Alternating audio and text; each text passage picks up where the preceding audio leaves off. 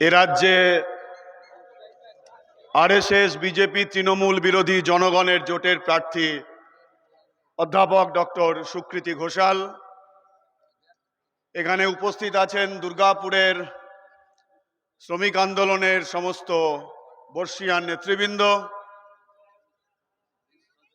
এই সমাবেশে উপস্থিত আমার গুরুজনেরা, বন্ধুগণ, মা বোনেরা এবং ভাইয়েরা, আপনাদের সবাইকে আমি সবার প্রথমে অভিনন্দন জানাচ্ছি, শুভেচ্ছা জানাচ্ছি। এরপরে কমরেড পলি মীনাক্ষী আপনাদের সামনে বলবেন। গোটা রাজ্য জুড়ে যে প্রজন্মের হাত ধরে এ রাজ্যের বামপন্থার পুনর্জাগরণের সম্ভাবনা তৈরি হয়েছে, এ রাজ্যের খেতে মজুর, কলে কিষান, ছাত্র যুব সহ সমাজের সব অংশের মানুষের লড়াইয়ের সম্ভাবনা তৈরি হয়েছে, তার অন্যতম প্রতিনিধি ওরা। ফলে আগামী দিনে ওদেরকে এগিয়ে নিয়ে যেতে হবে জনগণের লড়াইকে। ফলে শেষে ওরাই কথা বলবে। আমি কয়েকটা কথা কেবলমাত্র আপনাদের সামনে বলতে চাই। ঠিক 5 বছর বাদে আমাদের দেশের লোকসভা নির্বাচন। এবারে নির্বাচনে আমাদের পার্টি আমরা ডাক দিয়েছি গোটা দেশে আরএসএস এবং বিজেপিকে হারাতে হবে এবং বিচ্ছিন্ন করতে হবে। শুধু হারানো নয়, কারণ 10 বছরের আরএসএস বিজেপি সরকার আমাদের দেশে যেমন শিল্প খেয়েছে, কৃষি খেয়েছে, ভবিষ্যৎ প্রজন্মের ভবিষ্যৎকে খেয়েছে, শুধু তাই নয়, আমাদের দেশের জাতি, ধর্ম, বর্ণ, লিঙ্গ নির্বিশেষে যে বৈচিত্র্যের মধ্যে যে ঐক্য, বৈচিত্র্য হলো বৈশিষ্ট্য, আর ঐক্য গড়ে উঠেছে লড়াইয়ের মধ্য দিয়ে। ফলে যারা কৃষি শিল্পকে খেয়ে গোটা দেশটা আদানি আম্বানিদের মতো কিছু মানুষের কাছে বলি দিতে চাইছে, তার বিরুদ্ধে যাতে দুর্গাপুরের কারখানার শ্রমিকদের ঐক্য গড়ে না ওঠে, বর্ধমানের গ্রামের কৃষক ক্ষেত মজুরদের ঐক্য গড়ে না ওঠে, বেকার যুবক যুবতীদের ঐক্য গড়ে না ওঠে, ছাত্র ছাত্রী মা বোনেদের ঐক্য গড়ে না ওঠে, কর্মচারী মাস্টারমশাইদের ঐক্য যাতে গড়ে না ওঠে, ছোট ব্যবসায়ী অসংগঠিত ক্ষেত্রের শ্রমিকদের ঐক্য যাতে গড়ে না ওঠে, তার জন্য জাতের নামে বজ্জাতি করে, ধর্মের ভিত্তিতে, জাতের ভিত্তিতে গোটা দেশে এবং আমাদের রাজ্যে বিভাজন আর ঘৃণার পরিবেশ তৈরি করেছে। এবং এই বিভাজন এবং ঘৃণার পরিবেশে গত 7-8টা বছর ধরে একদিকে বিজেপি আর একদিকে তৃণমূল কংগ্রেস নির্বাচনে ফায়দা তুলেছে। আর আমাদের বাংলার এই যে পরিবেশ, আমাদের বাংলার এই যে রাজনৈতিক পরিমণ্ডল, আমাদের বাংলার যে সমাজ, আমাদের বাংলার যে রাজনীতির যে আসল যে সিলেবাস, রুটি রুজির লড়াই, বেঁচে থাকার লড়াই, ভবিষ্যৎ তৈরির লড়াই, সেইটাকে ওরা জাতের নামে, ধর্মের নামে ভেঙে দেওয়ার চেষ্টা করেছে। তাই এবারের ভোট শুধু দিল্লি থেকে আরএসএস বিজেপিকে হারানোর ভোট নয়, এবারের ভোট শুধুমাত্র পশ্চিম বাংলাতে আরএসএস এর সাইনবোর্ডহীন যে রাজনৈতিক দল, সেই তৃণমূল কংগ্রেস আর সাইনবোর্ড যুক্ত রাজনৈতিক দল বিজেপি, তাকে হারানো নয়, আরএসএস বিজেপি তৃণমূলকে বিচ্ছিন্ন করা। কারণ বামপন্থীরা যখন পশ্চিম বাংলায় ছিল, বা তারও আগে যখন 60-এর দশকে দুর্গাপুর গড়ে উঠেছে, আমাদের জন্মের আগে, এই মঞ্চে যারা বসে আছেন তখন যারা যুবা ছিলেন, কারখানাতে কাজ করতে এসে রুটি রুজির লড়াইয়ের মধ্য দিয়ে, শ্রমিকের অধিকার রক্ষার লড়াইয়ের মধ্য দিয়ে দুর্গাপুর গড়েছে, শিল্পাঞ্চল গড়েছে, দুর্গাপুরের সমাজ গড়েছে, দুর্গাপুরের মানুষের ভবিষ্যৎ নিয়ে লড়াই করেছে। 60-এর দশক 70-এর দশকের দুর্গাপুরের লড়াই, সেই পরিবেশ তারা তৈরি করেছিলেন বামফ্রন্ট জামানার আগে বা বামপন্থীদের সময়। পশ্চিম বাংলা এবং দুর্গাপুরের রাজনীতির সিলেবাসে প্রশ্ন এইটা ছিল যে কারখানা শ্রমিক সে মেহনত ঢালছে, অথচ তার যা পাওনা সে পাওনা পাচ্ছে না। ঠিকা শ্রমিক সে কাজ করছে, কবে সে স্থায়ী হবে, তার মজুরি বাড়বে কিনা, এই চারপাশে গ্রামের কৃষকেরা আকাশের দিকে চেয়ে থেকে তারা ফসল ফলান, ফসলের দাম পাবে কিনা। আর বামফ্রন্ট যেদিন তৈরি হয়েছিল, গ্রামের কৃষকের পাশে, ক্ষেত মজুরের পাশে, কারখানার শ্রমিকের পাশে, সংগঠিত শিল্পের স্থায়ী শ্রমিক ঠিকা শ্রমিকের পাশে, অসংগঠিত ক্ষেত্রের শ্রমিকের পাশে। আর শ্রমিক অঞ্চলকে কেন্দ্র করে যে বাজার তৈরি হয়েছিল, হাট তৈরি হয়েছিল, তাকে কেন্দ্র করে যে সমস্ত মানুষদের অর্থনৈতিক জীবন চলে, তাকে বাঁচিয়ে রাখার লড়াই। এই ছিল বামফ্রন্ট সরকারের সময় পর্যন্ত পশ্চিমবঙ্গের রাজনীতির সিলেবাস। আর তৃণমূল আর বিজেপি এসে সেই রাজনীতির সিলেবাসকে বদলে দিয়েছে, নষ্ট করে দিয়েছে, ধ্বংস করে দিয়েছে। নতুন রাজনীতির সিলেবাস তৈরি করেছে।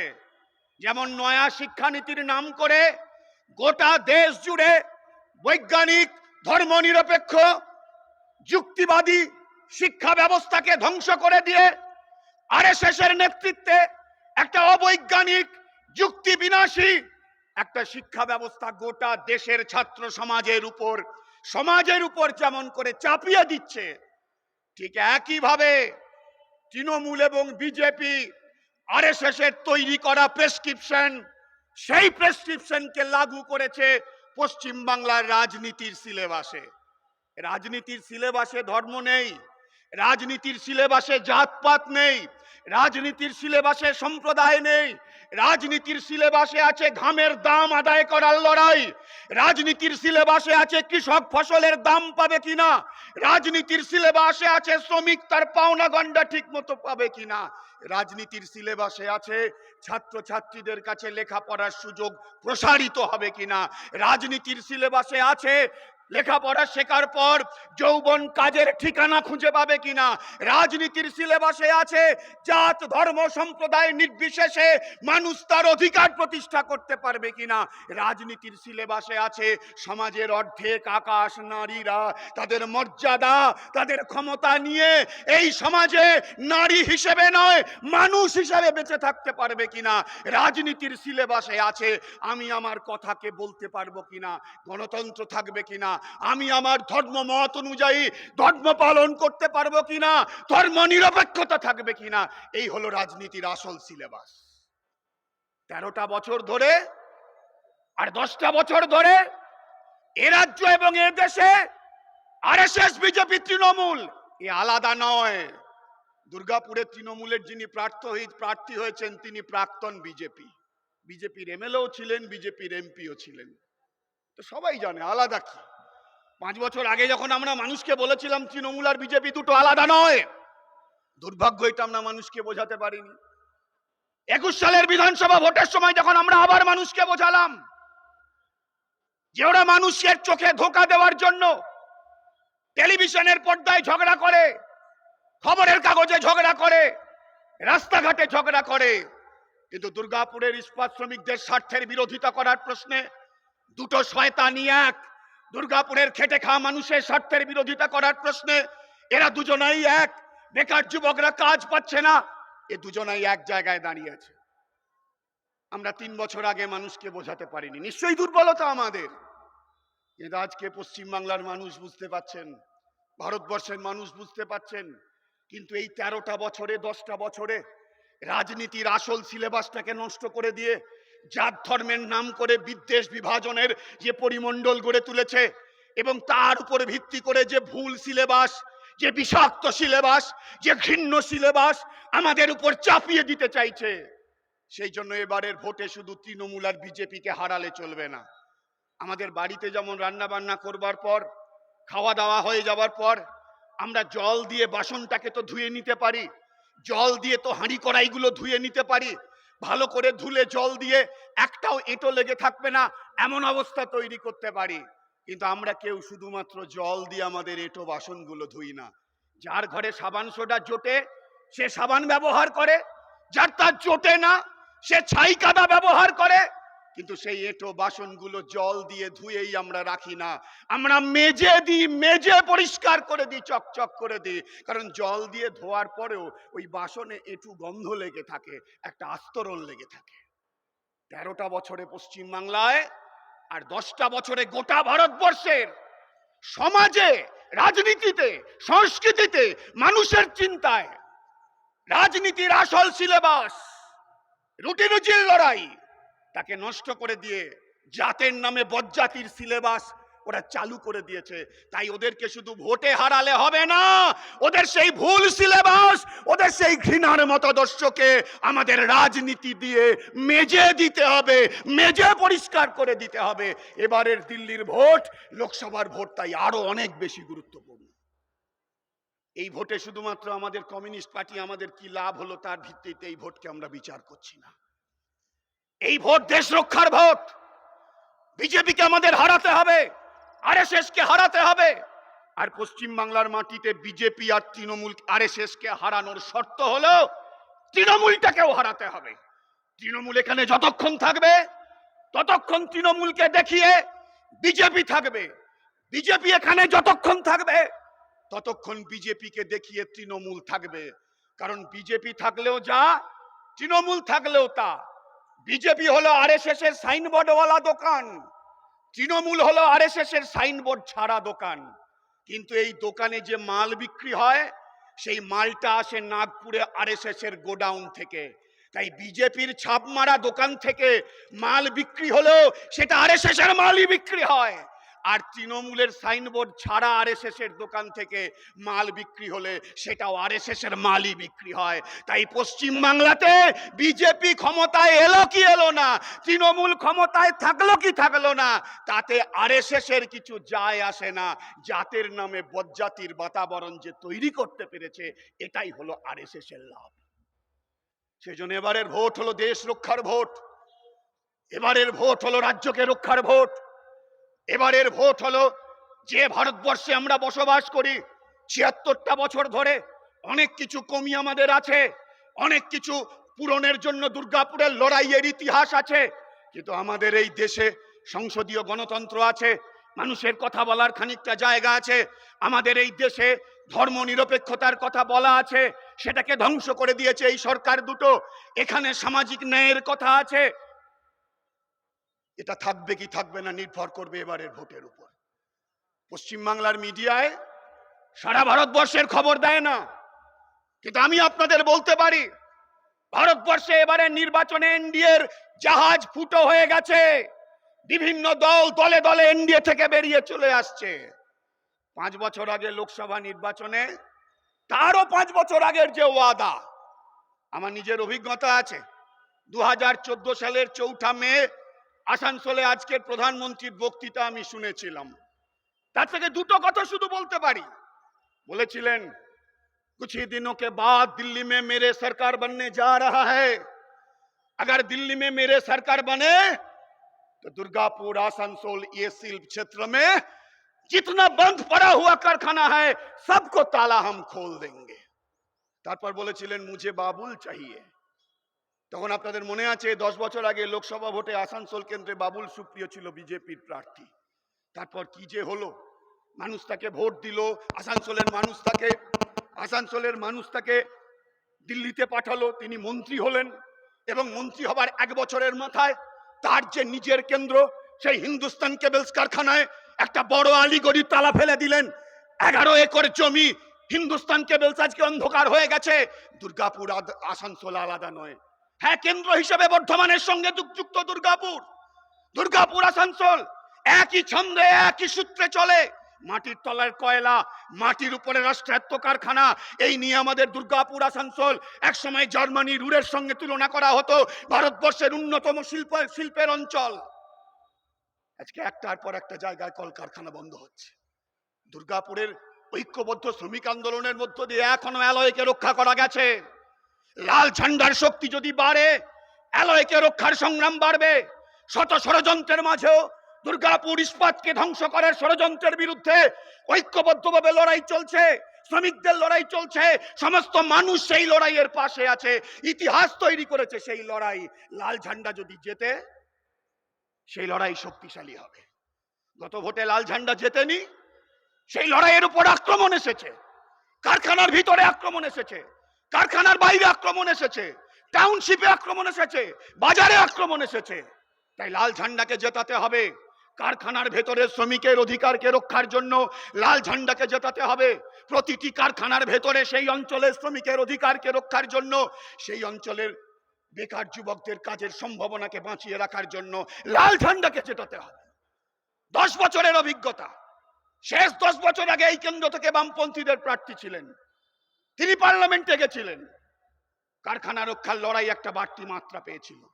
আর এই 10টা বছর আর শেষ 5টা বছর কারখানা রক্ষার লড়াই তীব্র প্রতিকূলতার মধ্যে পড়েছে। তো যাই হোক, এটা কথা বলেছিল যে मेरे सरकार आने के बाद दुर्गापुर आसनसोल शिल्प क्षेत्र में सब बंद पड़ा हुआ कारखाना को ताला हम खोल देंगे। আমাদের অভিজ্ঞতা কি? কোন কারখানা দরজা খুলেছে বন্ধ কারখানার? ভজনদা বলেছেন সভাপতি, বরং এই সময়ের মধ্যে, এই 10 বছরের মধ্যে নতুন করে কলকারখানা বন্ধ হয়েছে। সে ছোট মাঝারি লোহা ইস্পাত থেকে শুরু করে রাষ্ট্রায়ত্ত ক্ষেত্র। একটু আগে আমাদের প্রার্থী বলেছেন আমি মাস্টারমশাই, আমি সাধারণভাবে মাস্টারমশাই ছাত্রদেরকে যে ভাষায় কথা বলে সেই ভাষায় আমি কথা বলি, তার জন্য আমি গর্ববোধ করি। কিন্তু শ্রমিকের লড়াই, কৃষকের লড়াই, মানুষের লড়াই, সেই লড়াই ভাঙতে যদি কোনো জনগণের দুশ্মন আসে, তিনি বলেছেন যে আমি এক কদম পিছপা হব না, দৃঢ়তা দেখাতে এক কদম পিছপা হব না। লড়াই তো বাঁচিয়ে রাখতে হবে। বলেছেন উনি যে আমাদের সারা ভারতবর্ষের অন্যতম সেরা কারখানা ছিল এইচএফসি কারখানা, ফার্টিলাইজার কারখানা। আজকের এই মুহূর্তে যে ছেলেটার বয়স 10 কি 15 কি 20 বছর, তাকে যদি ফার্টিলাইজার ফ্যাক্টরির দিকে নিয়ে যাওয়া হয়, সেখানে যে একটা কারখানা ছিল সে তার অভিজ্ঞতার মধ্যে নেই। রাস্তা দিয়ে চললে পরে বিওজিএল বলে যে কিছু ছিল জানে না এই প্রজন্মের মানুষ। দুর্গাপুর গড়ে উঠেছিল শিল্পকে কেন্দ্র করে, আসানসোল গড়ে উঠেছিল কয়লা খনিয়া শিল্পকে কেন্দ্র করে, এবং যার বেশিরভাগ হলো রাষ্ট্রায়ত্ত ক্ষেত্র। দুর্গাপুরকে যদি বাঁচাতে হয়, দুর্গাপুরের সমাজকে যদি বাঁচাতে হয়, দুর্গাপুরের মানুষকে যদি বাঁচাতে হয়, আর দুর্গাপুরের ভবিষ্যৎ এবং অনাগত ভবিষ্যৎকে যদি বাঁচাতে হয়, তাহলে এই রাষ্ট্রায়ত্ত কারখানাকে বাঁচাতে হবে। রাষ্ট্রায়ত্ত কারখানা না বাঁচালে পরে ছোট মাঝারি এই সমস্ত কারখানাগুলোকে বাঁচাতে পারবো না। আর রাষ্ট্রায়ত্ত কারখানা যদি না বাঁচে, নতুন করে যদি কারখানা তৈরি না হয়, কি হবে দুর্গাপুরের ছেলে মেয়েদের ভবিষ্যৎ?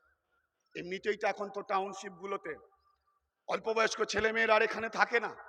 বৃদ্ধ বাবা মা হয়তো কারখানায় তাই সেই কলোনিতে বাস করছেন, বেশিরভাগ জনই বাইরে চলে গেছে। যেমন আমাদের রাজ্যের বিভিন্ন গ্রামান্তর থেকে হাজার হাজার ছেলেরা বাইরের রাজ্যে পরিযায়ী শ্রমিকের জন্য কাজ করতে যায়, কারণ বাংলায় কোনো এই 13 বছরে কারখানা হয়নি। বাংলায় 13 বছরে কারখানা হয়নি। দেখলাম আস্তে আস্তে উনি এক জায়গায় বিজ্ঞাপন দিয়ে বলেছেন যে বাংলা বিরোধীদের বিরুদ্ধে নাকি গর্জন করতে হবে। ঠিকই বলেছেন, একদম ঠিক কথা বলেছেন, আমি ওনার কথাকে ধার করলাম। কিন্তু প্রশ্নটা হলো বাংলা বিরোধী কে?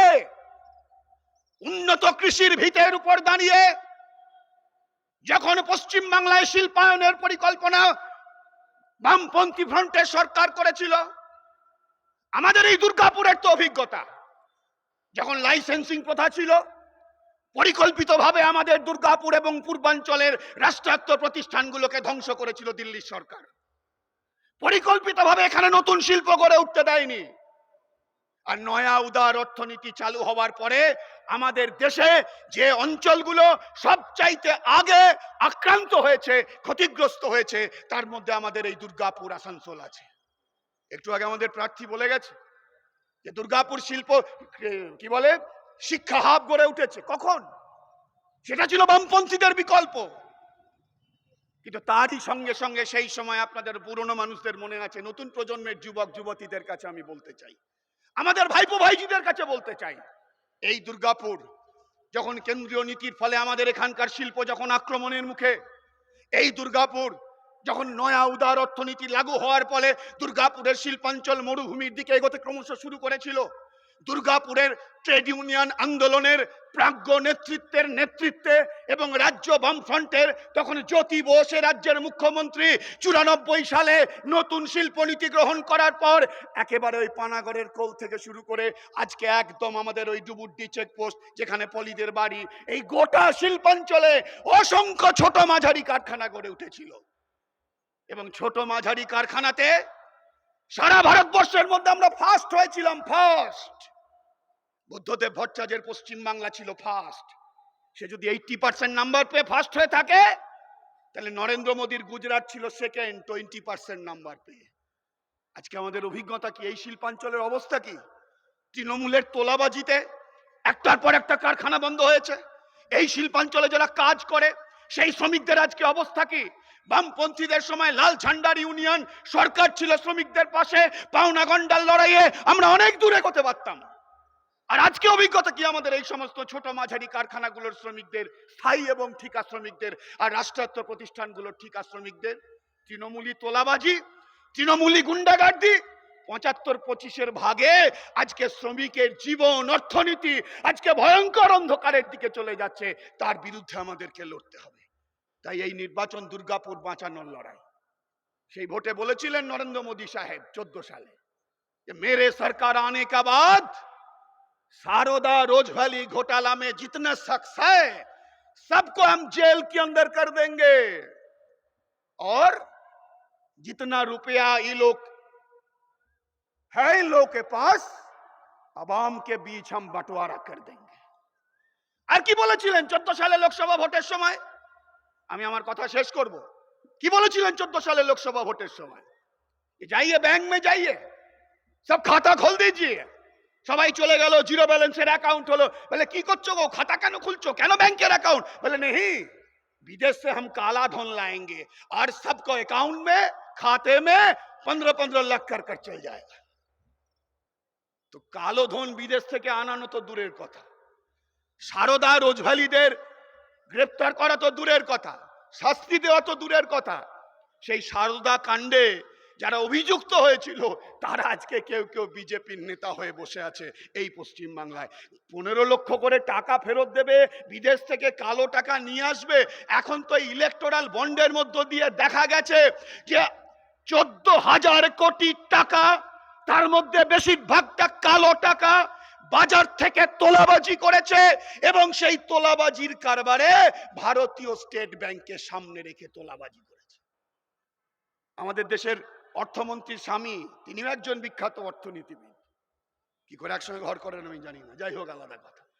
তো তিনি বলেছেন এই যে ইলেকটোরাল বন্ডে 14,000 কোটি টাকার বেশি, সবটা জানা যায়নি, কারণ রিপোর্ট হলো 1300 পাতার রিপোর্ট, 1300 পাতার।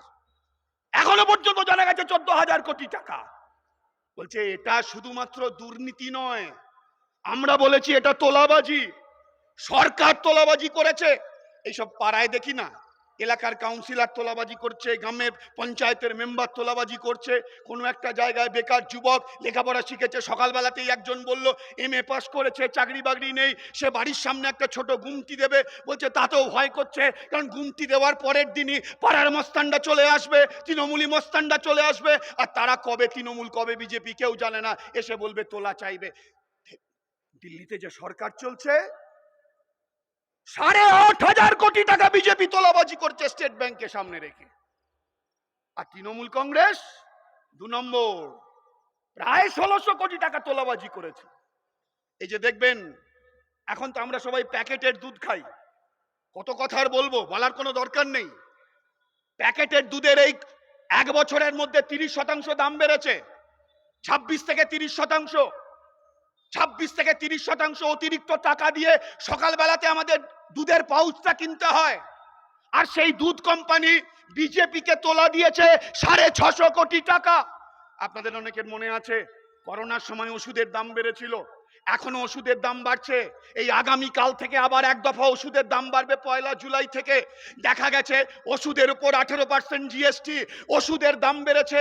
সেই পয়সা আমাদেরকে দিতে হয়েছে, অবসরপ্রাপ্তদের দিতে হয়েছে, অসুস্থ মানুষের পরিবারকে দিতে হয়েছে। কিন্তু সেই ওষুধ কোম্পানিকে সম্ভবত 750 কোটি টাকা বিজেপিকে তোলা দিতে হয়েছে ইলেকটোরাল বন্ডের মধ্য দিয়ে স্টেট ব্যাংকের সামনে রেখে।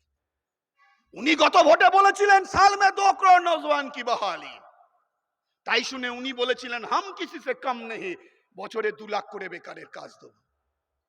এই যে তোলাবাজিতে উনি প্রমাণ করে দিয়েছেন যে উনি বিজেপির থেকে কিছু কম নন। আপনাদের মনে আছে বছর খানেক আগে ওই ডিয়ার লটারি না কি একটা লটারিতে তৃণমূলের সব নেতারা সবাই ফার্স্ট প্রাইজ পেয়ে কোটি টাকা করে প্রাইজ পাচ্ছিল, কাগজে লেখালেখি হলো। আর এখন জানা গেছে এই যে 1600 কোটি টাকা বাজার থেকে তোলাবাজি করেছে, বিজেপি তোলাবাজিতে ফার্স্ট আর তৃণমূল সেকেন্ড। এই তৃণমূলের 1600 কোটি টাকা তোলাবাজির মধ্যে প্রায় 700-750 কোটি টাকা ওই লটারি কোম্পানিটা দিয়েছে। আসলে সর্বত্র লুট চলছে।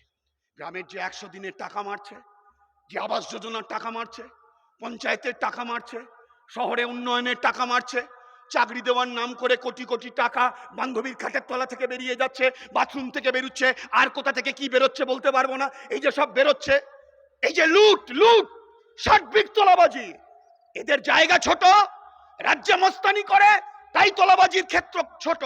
আর ওদের ক্ষেত্র গোটা দেশে।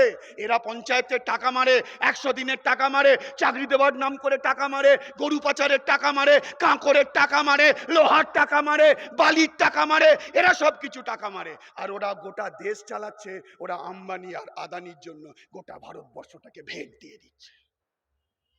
এই বলেছিল আগের ভোটে সরকার এলে পরে দুর্নীতির বিরুদ্ধে আমি ব্যবস্থা নেব।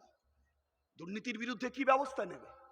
রাজ্য বিধানসভার বিরোধী দলের নেতা যিনি বড় বড় ডায়লগ মেরে বেড়াচ্ছেন গোটা পশ্চিম বাংলায়, তৃণমূলের কোন নেতা কথা বলতে বলতে তার যদি ঢেকুর ওঠে, আর সেই ঢেকুর থেকে যে দুর্নীতির গন্ধ বেরোয়, সেই যে দুর্নীতির দুর্গন্ধর যা চেহারা, আর রাজ্য বিধানসভার আজকে যিনি বিরোধী দলের নেতা বিজেপির হয়ে ডায়লগ মেরে যাচ্ছেন, ওই কেন্দ্রীয় দপ্তরে ফাইল তৈরি আছে বলে বিজেপি হয়েছে, তিনি যখন দুর্নীতি করেছিলেন তার যে দুর্নীতির ঢেকুরের গন্ধ, এই দুটো গন্ধ কি আলাদা? 3টে বিজেপির এমএলএ এই লোকসভা নির্বাচনে তৃণমূলের লোকসভার প্রার্থী হয়েছে। কদিন আগে তৃণমূলের একজন এমএলএ বলল যে তৃণমূলের ওই এমপিটা বিজেপির সঙ্গে যোগাযোগ আছে, তাই আমি আর তৃণমূল কংগ্রেস করব না। আমরা ভাবলাম একটা প্রতিবাদ হলো বটে। ওমা, বলল বিজেপির সঙ্গে যোগ আছে তৃণমূলের ওই এমপির, তাই আমি তৃণমূল করব না। তারপর দেখলাম সুরসুর করে চলতে গিয়ে সেই বিজেপির প্রার্থী হয়ে গেল। বন্ধুগণ, আমি অনেকক্ষণ কথা বলেছি। আমার কথা হলো এই, দেশকে রক্ষা করতে হবে, ভবিষ্যৎকে রক্ষা করতে হবে। দুর্নীতির বিরুদ্ধে যে লড়াই, সেই লড়াইকে আমাদেরকে জারি রাখতে হবে। আমরা আমাদের কথা হলো এই দুটো শক্তিকে হারাতে পারবো। পঞ্চায়েতের ভোটে মানুষ জান কবুল লড়াই দিয়ে বুঝিয়ে দিয়েছে। খবরের কাগজ, টেলিভিশনের চ্যানেল আর তলায় তলায় আরএসএস এবং তাদের দালালরা যত প্রচারই করুক, এই 6 বছর 7 বছরে মানুষ তার অভিজ্ঞতায় বুঝেছে তৃণমূল আর বিজেপি দুটো আলাদা নয়। এরা উভয় হলো শ্রমিকের বিরোধী, কৃষকের বিরোধী, ক্ষেতমজুরের বিরোধী, বেকার যুব ছাত্রের বিরোধী, মা বোনেদের বিরোধী, মাস্টার মশাইয়ের বিরোধী। এরা গোটা সমাজের বিরোধী। গোটা সমাজকে লুট করতে চায়, মানুষের ভবিষ্যৎকে লুট করতে চায়, খুন করতে চায়। পশ্চিম বাংলার মাটিতে ওই যে যেটা বললাম, বাংলা বিরোধী। কে বাংলা বিরোধী? তৃণমূল বিজেপি দুটোই বাংলা বিরোধী। সিঙ্গুরের কারখানার সম্ভাবনাকে খুন করেছো তুমি। পশ্চিমবঙ্গের লক্ষ লক্ষ বেকার যুবকের ভবিষ্যৎকে খুন করেছো তুমি। তাই দুর্গাপুর শিল্পাঞ্চলের মানুষের কাছে আমাদের আবেদন, যারা বাংলার ভবিষ্যৎকে খুন করে, যারা গোটা বাংলাকে শ্মশানে পরিণত করে, যারা গোটা বাংলায় নতুন করে কোনো কর্মসংস্থান তৈরির সম্ভাবনা না তৈরি করে কেবলমাত্র সরকারের করুণা প্রার্থী হিসেবে এই বাংলার প্রজন্মের পর প্রজন্মকে যারা টিকিয়ে রাখার চেষ্টা করে নিজেদের ভোট ব্যাংক হিসাবে, তাদের ভোটে লাভ হতে পারে, কিন্তু কারখানা যদি তৈরি না হয় বাংলা বাঁচবে না। আর একটা পশ্চিম বাংলায় দুর্গাপুর তৈরি না হলে পশ্চিম বাংলা বাঁচবে না। কৃষকের ফসলের দাম যদি কৃষকরা না পায় বাংলা বাঁচবে না। ক্ষেত মজুর যদি তার মজুরি না পায় বাংলা বাঁচবে না। লেখাপড়ার খরচ যদি না কমে গরিব ঘরের ছেলে মেয়েরা আগামী দিনে স্কুল যেতে পারবে না। ওষুধের দাম যদি না কমে চিকিৎসা করানোর সুযোগ মানুষের আওতার বাইরে চলে যাবে। গণতন্ত্র যদি না থাকে মানুষ প্রতিবাদ জানাতে পারবে না। ধর্ম নিরপেক্ষতা যদি না থাকে মানুষ তার ধর্ম পালন করতে পারবে না। সামাজিক ন্যায় যদি না থাকে তাহলে দলিতদের উপর আক্রমণ থামবে না, মহিলাদের উপর আক্রমণ থামবে না, আদিবাসীদের উপর আক্রমণ থামবে না, প্রতিবন্ধীদের উপর আক্রমণ থামবে না। তাই বাংলাকে বাঁচাতে হবে, ভারতকে বাঁচাতে হবে। ভবিষ্যৎকে বাঁচাতে হবে, দুর্গাপুরকে বাঁচাতে হবে। তাই এই নির্বাচনে বামপন্থীদের শক্তিশালী করতে হবে। আমাদের বিকল্প হলো গণতন্ত্রকে তুলে ধরা, আমাদের বিকল্প হলো ধর্মনিরপেক্ষতাকে তুলে ধরা, আমাদের বিকল্প হলো কাজের সম্ভাবনা তৈরি করা। দেখবেন কদিন আগে বলেছিল বছরে 20 কোটি 2 কোটি বেকারের কাজ দেবে, 10 বছরে 20 কোটি হয়। এখন বলেছে আমি পারবো না, এখন কলা গাছ দেখিয়ে দিয়েছে, বলছে এখন পারবো না। পশ্চিমবাংলায় 6 লক্ষ সরকারি অফিসে শূন্য পদ পড়ে আছে। তৃণমূল আর